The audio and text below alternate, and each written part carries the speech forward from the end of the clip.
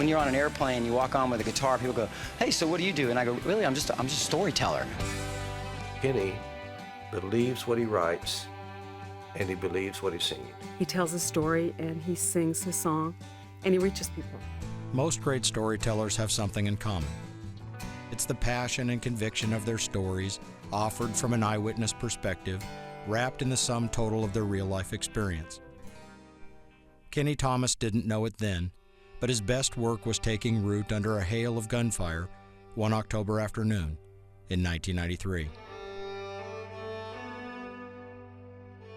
As the world watched from afar, trouble was brewing in the Horn of Africa, a misnamed region that's actions had it looking more and more like a thorn.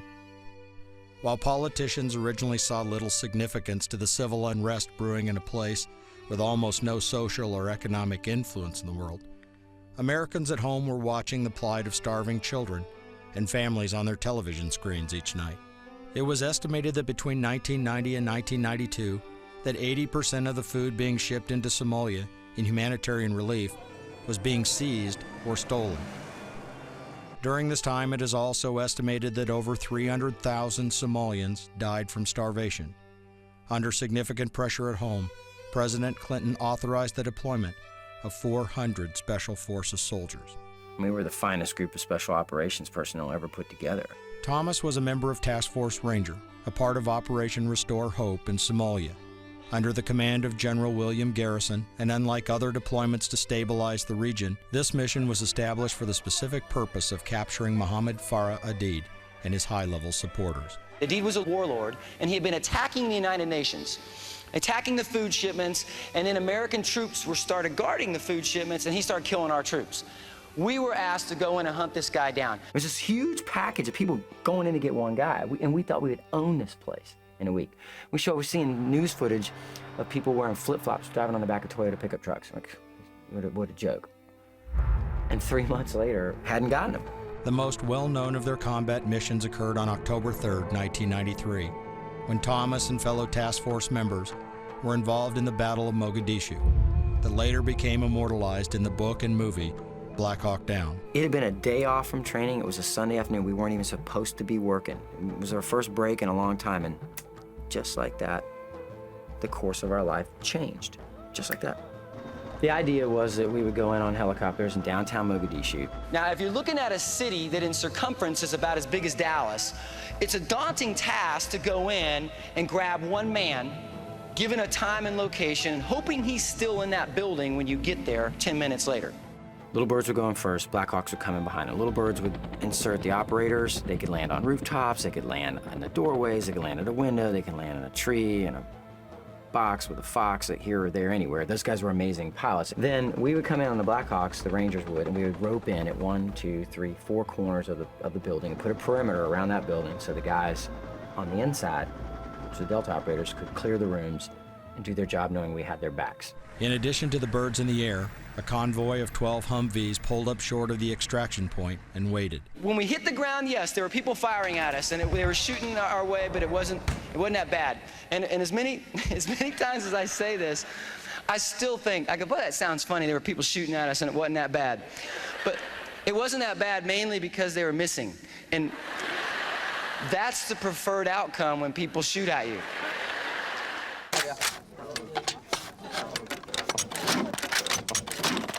The heavily armed militias of Somalia are known as Morians, made up of young Somali gunmen recruited out of refugee camps to fight for warlords embattled over power, drugs, and all that flowed into Somalia in the way of commerce, including food. 35 minutes into the mission, it was done. The mission was done. The Delta guys had rounded up 12 of the bad guys that were in that room. Now, Aidid wasn't in the building, we knew that, but 12 of his people were, and we got them.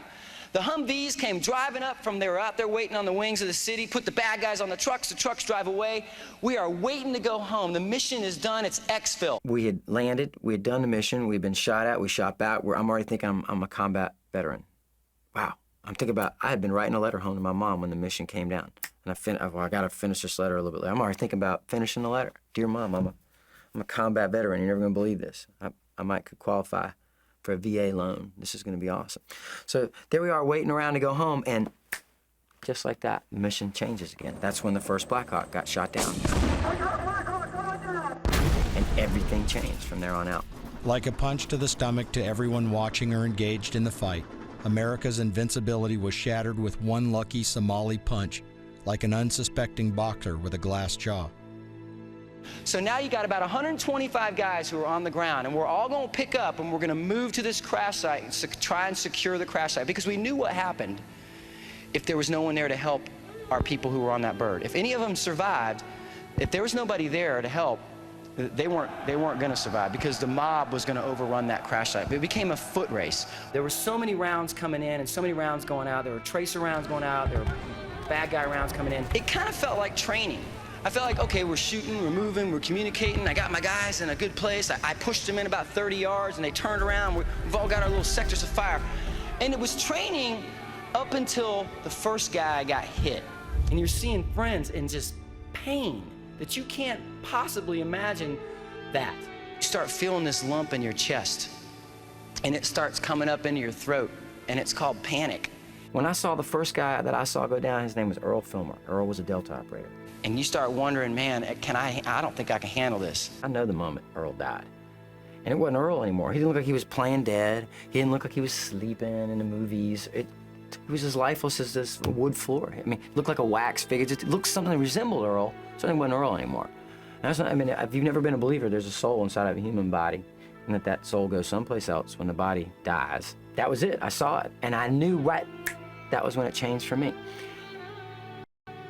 And that moment comes for everybody, that would not happen to my 3 guys. That was my team. I'm not gonna let that happen to my 3 guys. That is my mission. If it happens to me, then so be it. When good people start going down around you, people who you know and people who you were friends, and they start going down in a combat situation, it takes you to a whole different place. And it ceases to become about the flag or the mission or the hua-hua patriotism. It becomes about the guys around you. Men will go into combat for a cause, but they will die for each other. Less than 24 hours after Keni and his men fast-roped into the fury of a Mogadishu firefight, 18 soldiers would lay dead, and 70% of their total would be wounded or worse. All my friends, that fought through that battle and lived through it, they all had a moment where they came to peace. And that's the word. You come to peace with the fact, if I die here, I die here. But it will not happen to the people around me. And that's when you step up and you start, that's when I saw crazy, amazing things going on. Because once that fear is gone, that it changes your outlook. It's changed my whole perspective on life. Side by side, Keni and the 3 men assigned under him would fight for one another and would live to fight another day. And at the end of the day, it's the only thing that truly matters. For someone who makes it out of something where others didn't, you're going to spend the rest of your life thanking the folks that are on your left and your right. Because you know, by the grace of God, that's the only reason you made it out. It's the only reason you made it out. The events of that day and the significant emotional events to follow would etch upon his soul a change that would stay with him forever.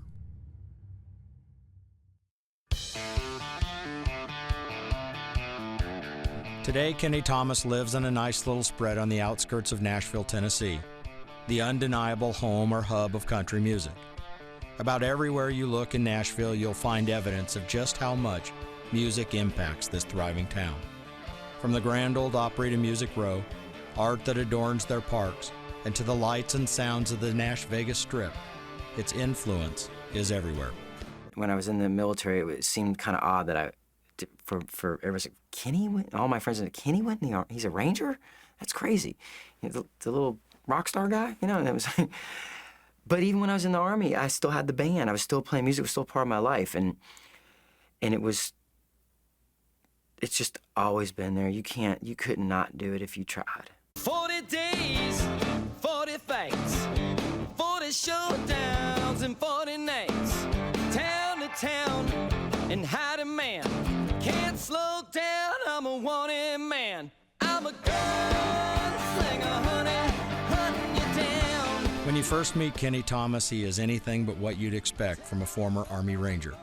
Unassuming and maybe a $1.60 soaking wet if he's lucky, he has long since lost the high and tight haircut and the chiseled boyish features from his days in service to his country.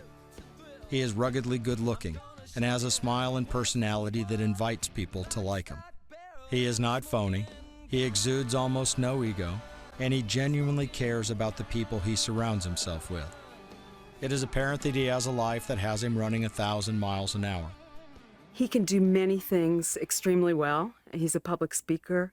He's a great entertainer. He's a singer. He's a songwriter.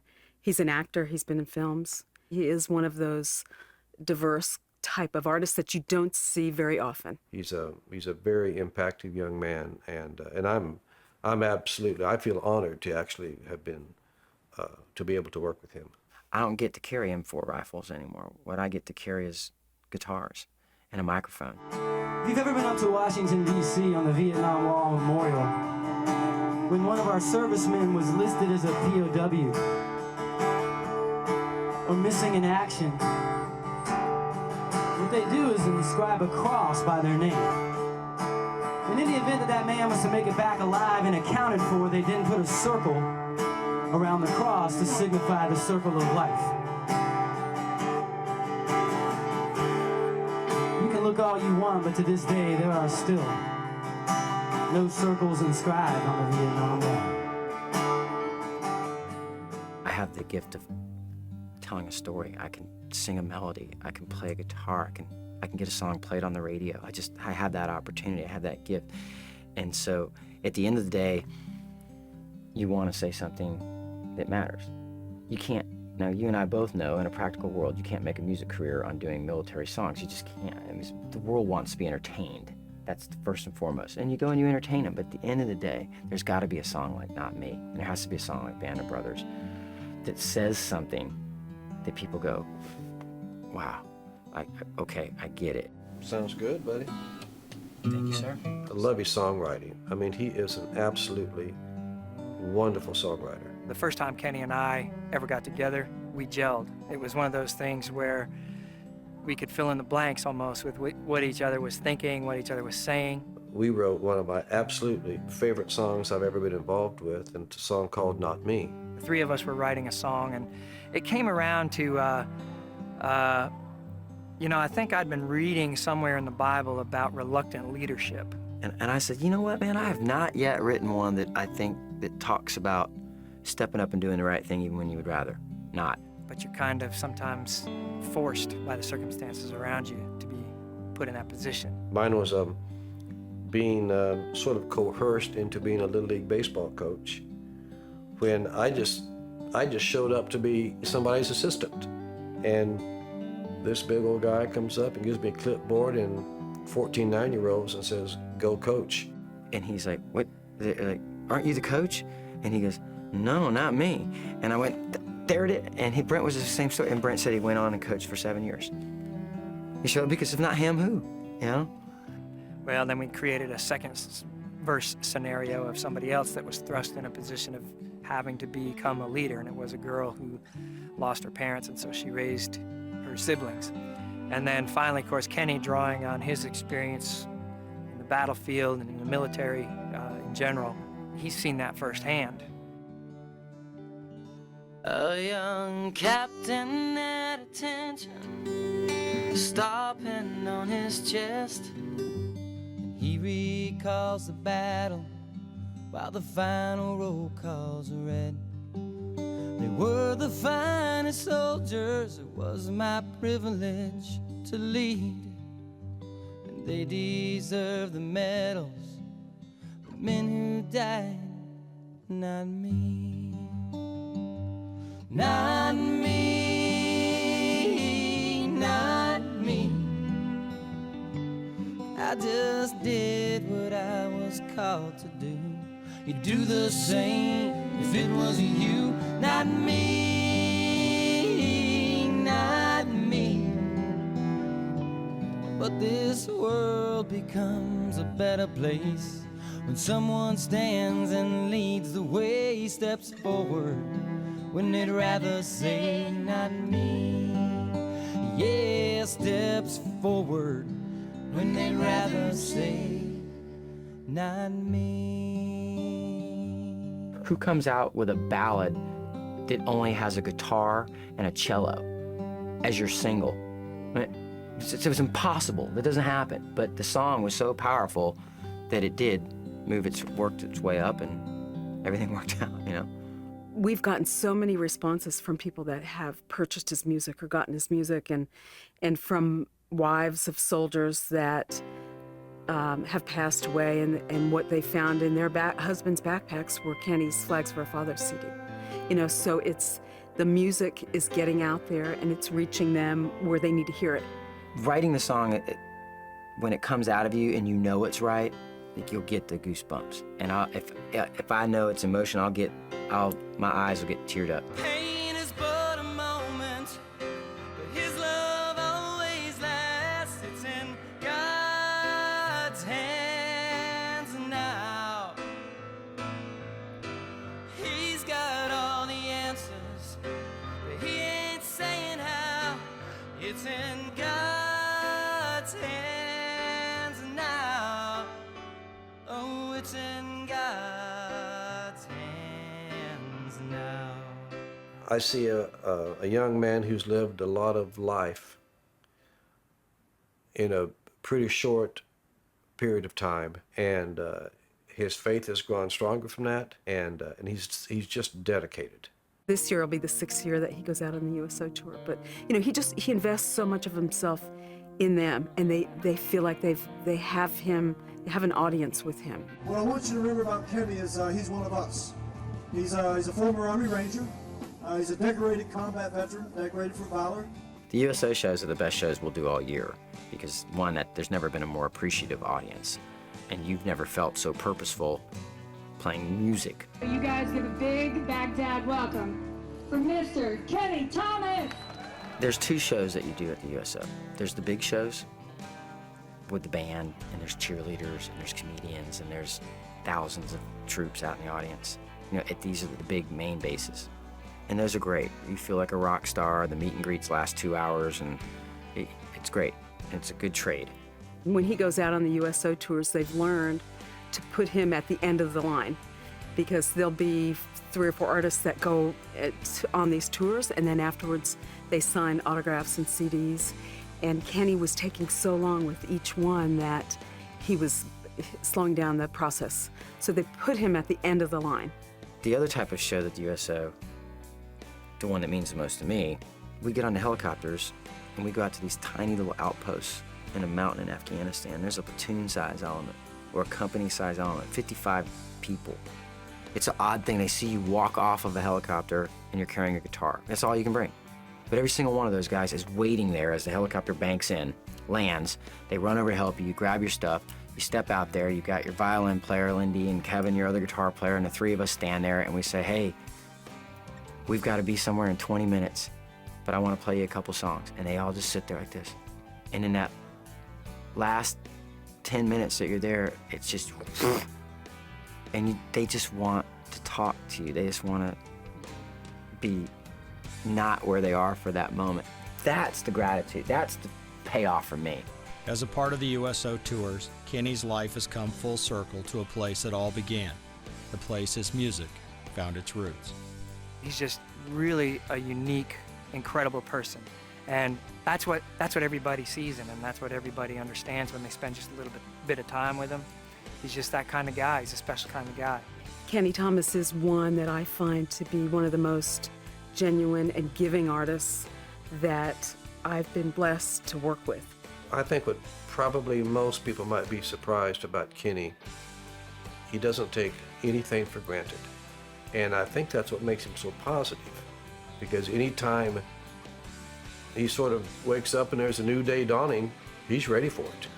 And man, he attacks it. I don't know where this music career is going. I know it's going up. I don't know how high it goes up. I don't know where it's going to plateau. I don't. That's in God's hands, but I know that this is what I do. Keni Thomas is a warrior with a warrior's heart, a hero that has never forgotten the foundational premise upon which his character was honed. As he so eloquently said himself, this once razor-sharp ranger has now traded in his weapons of war for instruments of encouragement and strength. You can still send me to go out there and do something good, and do something positive.